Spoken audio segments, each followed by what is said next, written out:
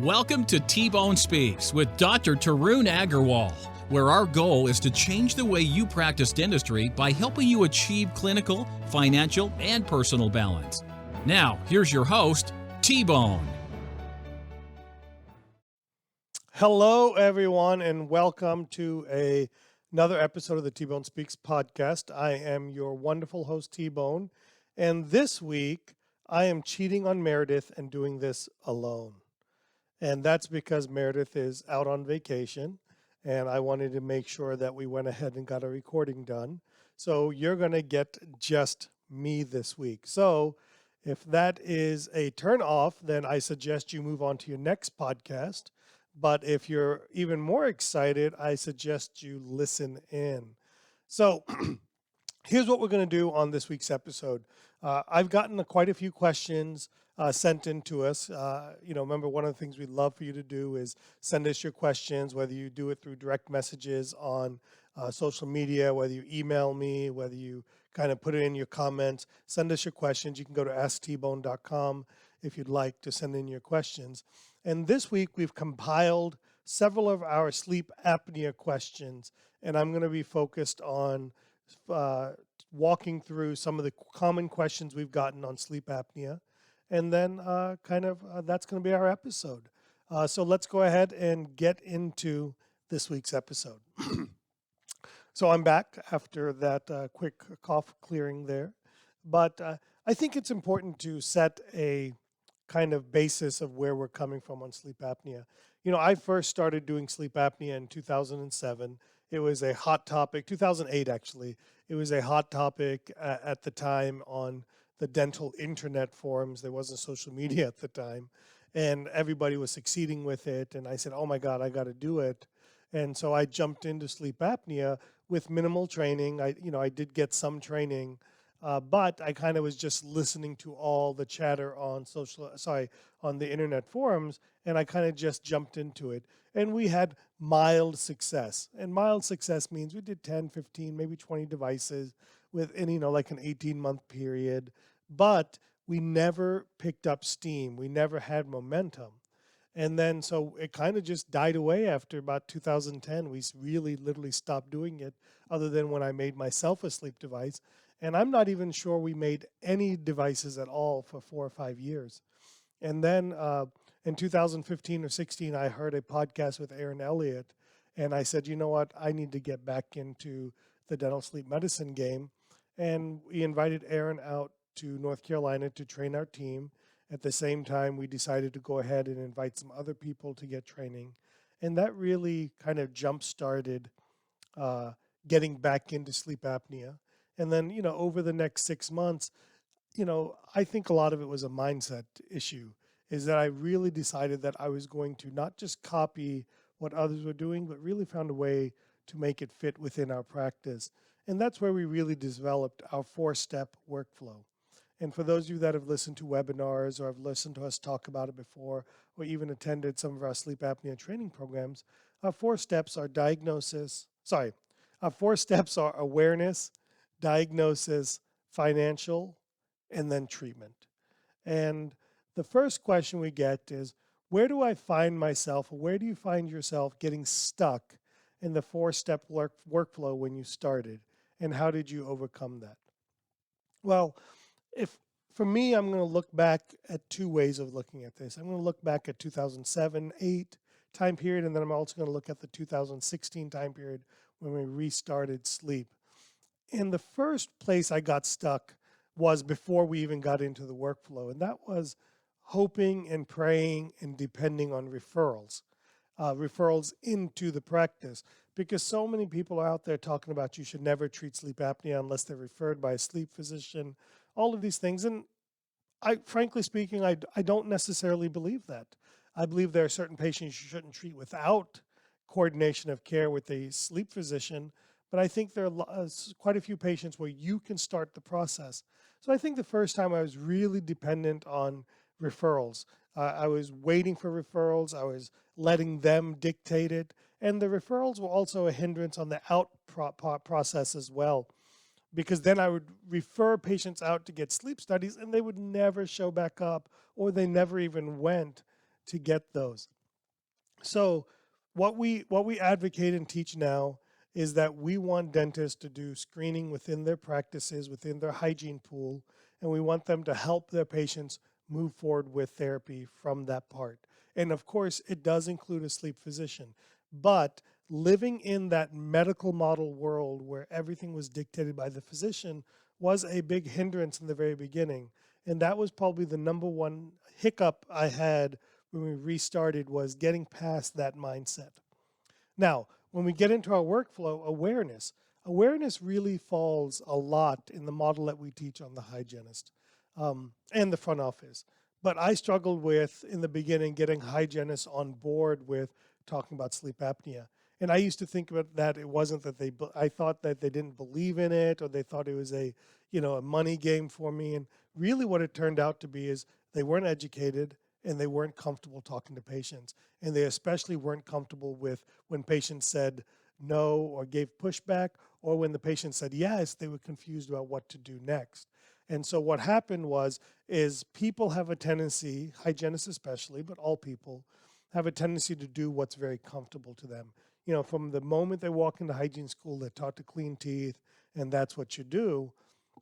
And so when you bring in a new product like sleep apnea, then they have a tendency to hesitate to converse with the patient because they don't want to look dumb in front of them in case the patient asks the question.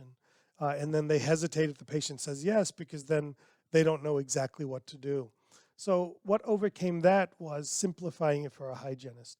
And really for me, that was a matter of saying, listen, I just want you to focus on 4 medical conditions that occur that have a high likelihood of patients having co-conditions of having sleep apnea.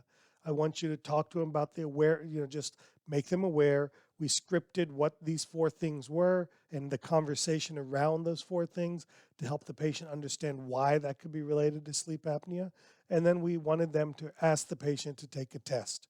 And then we made it very simple. There's 2 ways we can take a test in our office. One, in our state, you can dispense the home sleep test here from within the practice, and you can walk out with it today. Or number 2, we can refer you to a third-party service that will do it for you in the comfort of your own home. And so we made it very simple for them. And I think doing that, and of course getting them educated, having them go through the programs with us, which is why we encourage a lot of dentists that come through our program to slowly but surely send their team members back to the program, or to take the online version of the program. So if you're out there and you're like, hey, I want to get my team on board, then consider our online program. It's the exact same program, but available in an online format where all of your team members can watch it. You can do it, a lunch break at a time, as a group. There's lots of different ways of doing it. The other area that I really struggled with was leveraging medical insurance. In fact, I was so focused on medical insurance that it was like a dam. I mean, it was like just holding the lake there. And it wasn't a speed bump, it was a dam, because then I would talk about medical insurance so much to our team that they brought it up to the patients, and then the patients were like, oh, well, let me see what my medical insurance covers. And then, maybe it covers something, maybe it doesn't. And quite frankly, the truth is they don't really tell you what they cover or don't cover or how much it is. You got to kind of figure that out with experience and having done enough cases. So that really became a hiccup for us. At the same time, it was also a positive for us because I chose to go in network with some of the medical insurances so that we could be available for patients. But allowing medical insurance to be a major talking point with patients really proved to be a hiccup the first year and a half, especially with my team members, especially because, from the department in terms of getting them referred over to our sleep champion, which we'll talk about here in a moment. But that really kind of put up a wall. And then our team members would say, well, maybe your insurance covers all of it. And that's the worst thing you can possibly say. Just all of those things, because really the answer is they should do something about this, whether the insurance covers it or not. Or the answer should be, we're going to do our best to maximize benefits that you may have. The first step is let's get you tested, see what's going on, and then we can look into your medical benefits if that's necessary. So those are the kind of the main areas: was holding on to or expecting referrals, getting my hygiene and clinical team on the front end aboard to create awareness, and then leveraging or over leveraging medical insurance to where it became a hiccup. And another point about medical insurance that just popped in my head: outsource this. Don't try to do this in your own office. I know it sounds easy, and I know sleep apnea, relative speaking, is one of the easier claims, but just outsource it. The medical insurance makes you jump through so many hoops, and just let a company do it that knows what they're doing, that has dedicated team members to it, and just let them do it. So that's kind of where I see where we got stuck the most in our four-step workflow, and quite frankly, most common areas that we're seeing out there once people can complete our training and kind of go from there. So question number 2 was, did you imagine being this successful? How did you know Liz would be the one to be our sleep champion? And what advice would you give to offices that are looking for or can't find a sleep champion? Well, look, the competitor in me wants to say we're not quite successful yet. But generally speaking, we're probably in the sleep world in the top 5-10% of the number of sleep apnea cases we're doing annually. Certainly, we're not anywhere close to what I think our potential is, but I didn't really expect it to be this successful. I didn't expect it or anticipate it to really take a full-time person to do it, to reach that level. But I'm very proud and pleased, and I think it's taken an entire village of people to make it happen. And in the follow-up question, how did I know Liz would be the one? I didn't. In fact, initially I had hired someone else to be that person, to lead our sleep program, and that person didn't have the flexibility to go with the flow of working through it and kind of trying my different ways. That person didn't have, was a very, very talented person, but that person wasn't committed to me, in my opinion. Wasn't committed to doing what it takes, staying late, sometimes having to, kind of go back and forth. And Liz has been with me. At this point, she's my longest tenured team member. She's at 13 or 14 years now. And she's been doing sleep dedicated for 3 to 4 years at this point. And, the mistake I made was going outside.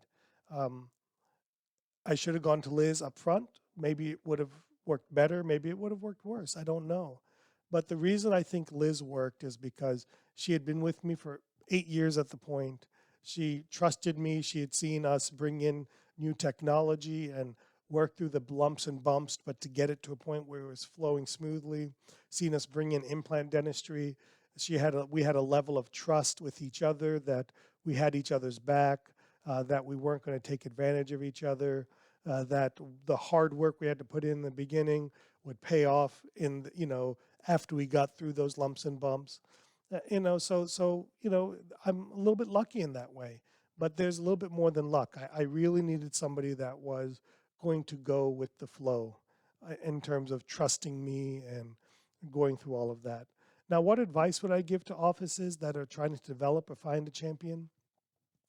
I wouldn't sugarcoat what the position is. It's a combination of front office and back office. It's nothing they've trained for in dental assisting school, or front office school, or hygiene school. It requires being a key contact point for outside referrals, for patients, for laboratories, for other team members. They have to get along with people. They have to be able to, really work with people. They have to understand that they are referred business. In other words, they're dependent on referrals, whether that's referrals from other physicians, other dentists, the hygienists within their practice. So you have to cultivate referral business. That means sometimes you have to go out to lunch with people that you're trying to attract to refer to you. That also means sometimes you have to go to lunch with your hygienist to kind of keep them, motivated to continue send you patients. So I think that is a very important part. They have to learn some nuances of medical insurance, because you're going to have those conversations with patients. They have to learn how to schedule people. They have to learn how to accept money and work through financial arrangements. They've got to learn all of these things, and then of course there's a clinical component. They have to be able to take impressions and bites and, deliver devices, which I personally think is the easier part of what we do. I think the harder part of it all is the managing and leading people. And I think that's important. So, you know, they have to have some competence in clinical care. They have to have some willingness or competence in the front office business side of working with medical insurance and working with coordinating offices. And they got to be organized because there's a lot going on. There's lab work, there's prescriptions from physicians, there's third party reading, there's a lot going on. And I'm not trying to dissuade you from wanting to get into sleep apnea. I'm trying to set reasonable expectations for you about what it takes. And it's important to set those expectations with your team members. Now, the truth is I didn't set those expectations with Liz. And that's probably why my first person didn't work out the way Liz did, because Liz went with the punches. Because frankly speaking, I didn't know. You don't know what's involved until you get to the end of the road, until you reach, quote unquote, the mountaintop or whatever it may be. So, looking back, I can tell you some of these things. But going back 4 years, I didn't mention any of these things to Liz. I just said, hey, we're doing this. It's important to me. I don't want to fail. And let's make sure we make this work. And let's work together. And that's kind of that. Kind of bringing into this next part of it. And I think, the question is digital impressions. Is it important? Doesn't matter what brand you take. Okay. So look, I always say this because I firmly believe this. I don't believe this is the way you should do it, but I firmly believe this. You don't have to have any digital technologies to treat dental sleep, provide dental sleep medicine and do therapy for sleep apnea. You can take alginate impressions and pour your own models and mount them yourself and send them to the lab, or you can take digital impressions. You can have a CBCT or you cannot have a CBCT. It's totally up to you. Now, what I found as a big difference looking back from 2008 to looking to now was the troubles our team had when we were in the analog world with our sleep apnea impressions, because we had fit issues, we had things that were rubbing on the gums, we had devices that were tight, devices that weren't tight, and the devices were analog themselves at that point, and they'd have this metal reinforcement, and the bite wouldn't be exactly right, and all of these things. So that being said, and when we restarted sleep in 2016, we were a completely digital office, or pretty close to a completely digital office at that time. And we had the Omnicam, which looking back is, older technology, but good technology. And we were doing full arch digital impressions with the Omnicam, at a pretty good clip. But then when we went to the Prime Scan, we noticed an even better difference. We've used the iTero to make sleep devices, and we also have the Medit. We've used the Medit 500 to make sleep devices, and we just recently got a Medit 700 into our practice, and it's a very nice scanner. And what I would tell anybody, if you have a Prime Scan, in my opinion, it's one of the best scanners out there.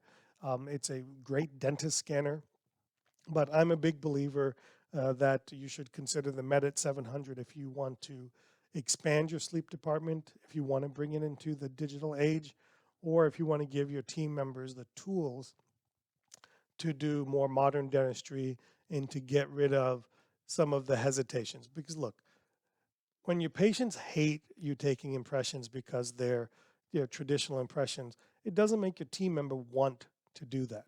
Nobody wants to be the person always doing something to somebody that they hate.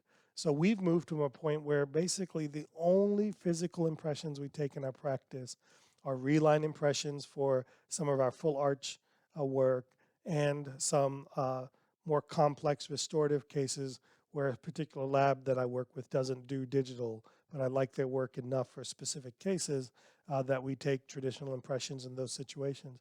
Other than that, we're pretty much all digital. Our night guards, our sleep devices, our implant guides, our whitening trays, everything is all digital.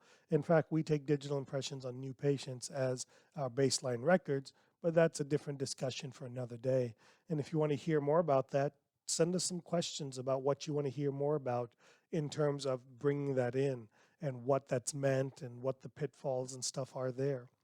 But so I recommend that you have a modern digital impression machine to take full arch sleep apnea impressions. The Prime Scan, the Medit 700, the Itero 5D, or the 3Shape 3 and 4. Those would be the 4 cameras that I've experienced and seen people use. I'm sure there's other ones out there. I apologize if I didn't bring up your religious impression material of choice, but that's where we're at with that. Oh, a fun question. I quite frankly dislike this question, but what are your top appliances and why? Number one, let me say a couple of things. I firmly believe in a digital device perspective. I only use devices that are made digitally, not on digital models, but made digitally. They're CAD designed and they're either milled or printed using digital technologies. And the reason I like that is for a couple fold. One, they're made of great materials that seem to last longer. I've had my digital device for 4 years now, and it looks great, okay, from 4 years ago. Number two, they're smaller and thinner because it's not powder liquid acrylic. It's a factory pure material, so they're able to be smaller. They look better. They don't look scary to your patients. Number three, they fit phenomenally. We're just seeing so few remakes and fit issues and patients complaining that they're too tight or too loose. We're just seeing such good results. And along the same lines, they deliver fast, because they fit so great. So which are my favorite devices and why? So our go-to device right now in our practice, which won't apply, so I want to make a disclaimer here, this won't apply to every practice out there. My go-to device is the OptiSleep made by CCAT. Now, I don't know why they continue to do this. This is something that you'll have to talk to them about, but I'm sure there's some politics involved and obviously good reasons.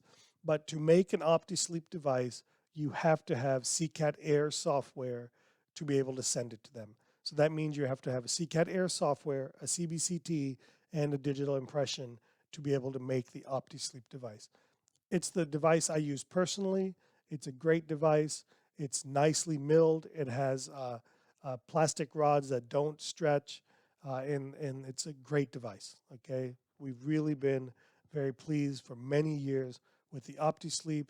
We've reached a point where we do enough volume that financially it makes a lot of sense for me to use the OptiSleep as well, which is certainly a consideration for me. I don't want to lie about that. I do pay for it, don't get me wrong, but we do have reached a point where we have a lower fee for that. My second device, and probably my most recommended device at this point, would be the Prosomnis Evo device. And it is a slightly flexible milled dorsal fin device. And we've recently started using this probably about 8 months ago, 9 months ago, somewhere in that ballpark, and have been super pleased with it. It is also very petite, very thin. One of the nice things about the dorsal fin is there's no potential stretching with of the bands, which we haven't seen with the OptiSleep, just for clarification. And it's a very nice device. The flexibility makes it fit nicely. They're able to not have to make it so tight. And with their previous Prosomnis device, a very nice device, but one of the concerns we had, or common issues we had, is that it felt tight because the acrylic went into the embrasure space with its design. So with the Evo, we're not seeing that as well. So for those starting out, for those in the digital world, it is also a digitally fabricated device. It's milled. That is my number one device of recommendation at this point in time.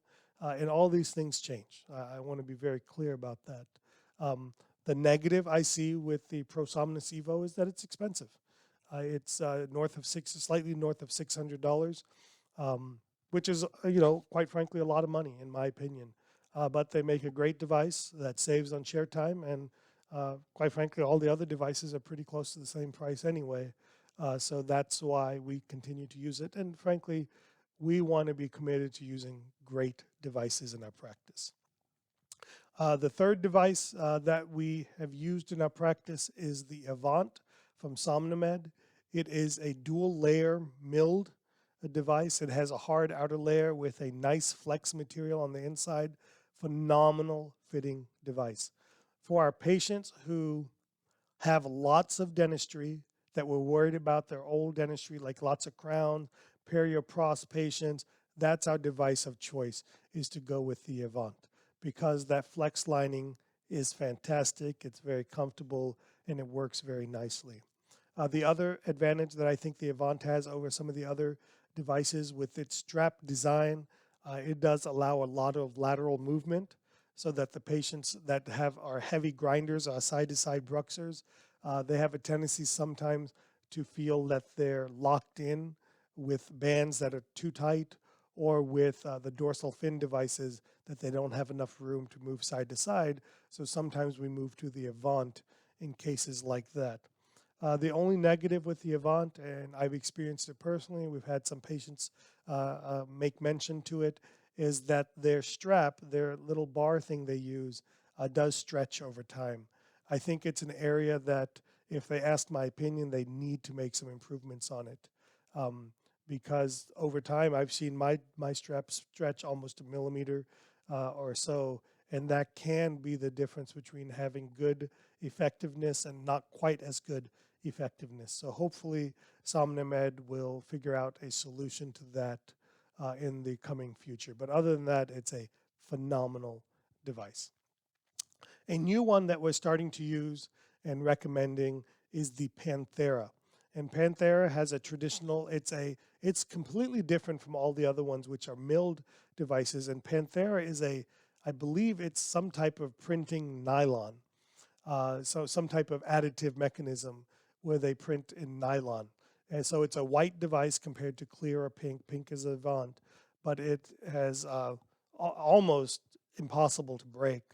And it's a very nice device that has flexibility, that fits nicely.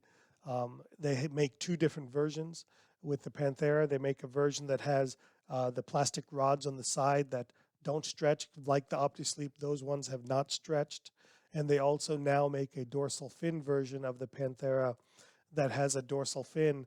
And one thing that's different in their dorsal fin compared to the Prosomnis dorsal fin, the Prosomnis dorsal fin is not changeable. You actually change the device itself as the patient wants to move forward, and they provide you 3 millimeters of forward movement in a case fee, whereas the Panthera has a different mechanism that allows you to have a single device that moves the patient forwards and backwards.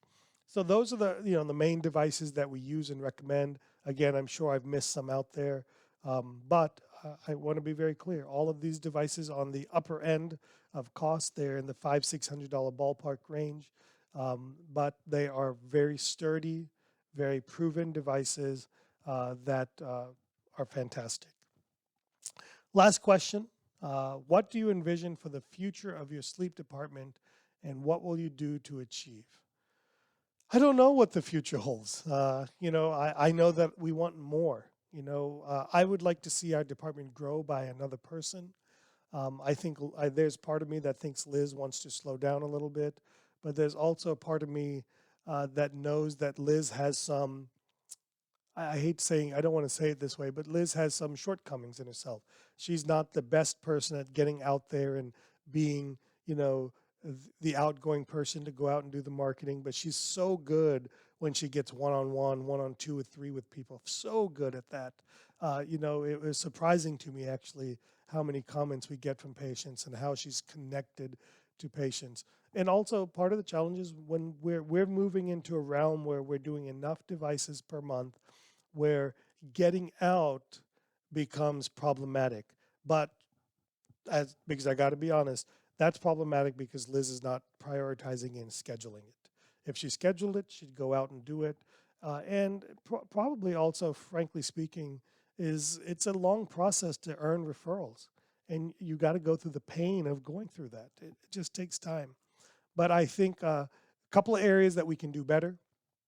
We can earn more referrals from physicians, because I do believe we have one of the best sleep workflows in our market, in our area.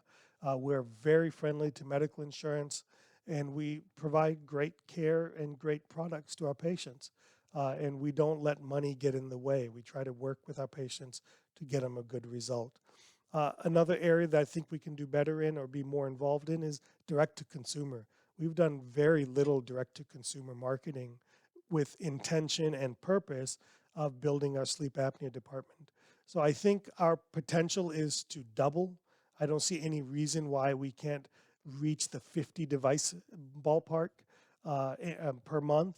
I think that's very doable. I think to do it, we will need another person with slightly different skill sets, but very similar skill sets. And we will need to invest some time and money into the marketing part of it. And part of the challenge for me and all of that is I've got to lead that, because I got to lead the charge.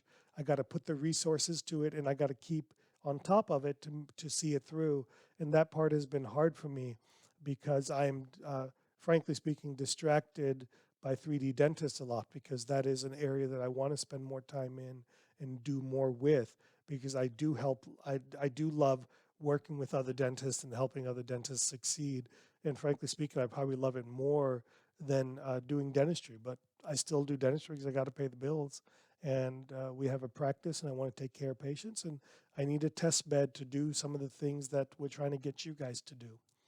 So hopefully you enjoyed this episode focused on sleep apnea and common questions that we've gotten.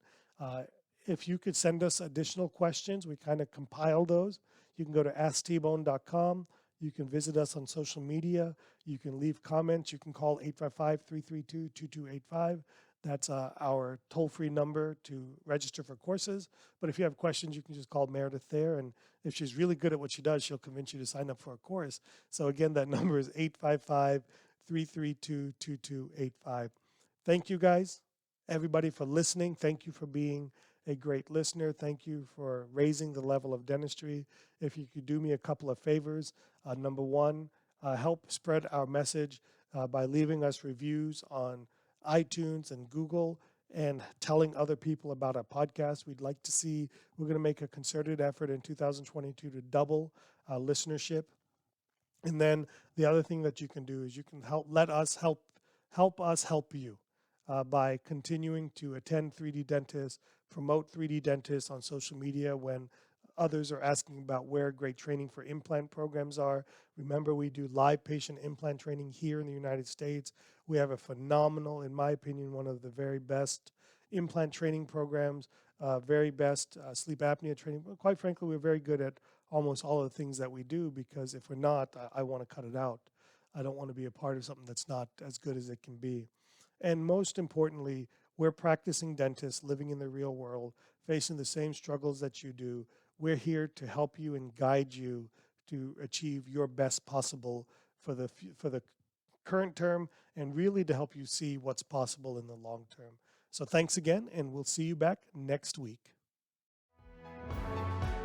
Thanks so much for listening to T-Bone Speaks with Dr. Tarun Agarwal.